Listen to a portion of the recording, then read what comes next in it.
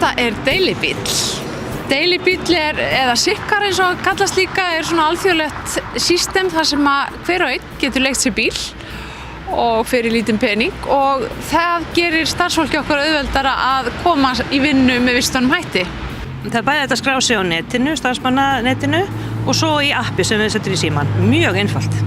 Reynslan af þessu mjög góð og þegar maður komin í vinnunni hérna snemma á morgnana og búin að fá stæði að það var afskaplega gott að geta skroppið út, náð sér í bíl og skellt sér á fundi sem maður þarf að fara. Og það annað sem í því, fundurinn bara hann tekur styrtið tíma. Því þú ert búin að einbeita þér við kannski hálftíma eða klukkutíma í burtu og gerur það því bíllinn hann kallar.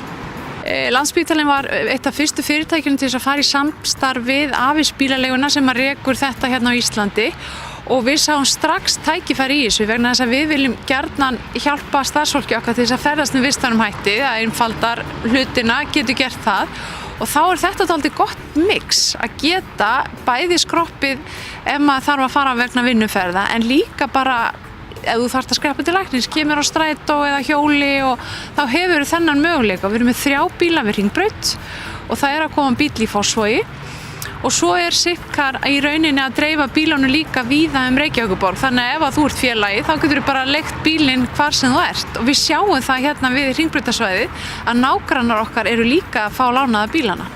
Það náttúrulega afskaplega gott að geta nálgast þessa bíla svona víða í bænum og fyrir þá sem eru á hjóli eða strætó og þurfa að fara langa leiðir jafnvel í einhverjar læknisheimsóknir eða annað að þeir geti nýtt sér þetta tækifæri að ná sér í bíl og komast hröðum og góðum móti fram og tilbaka.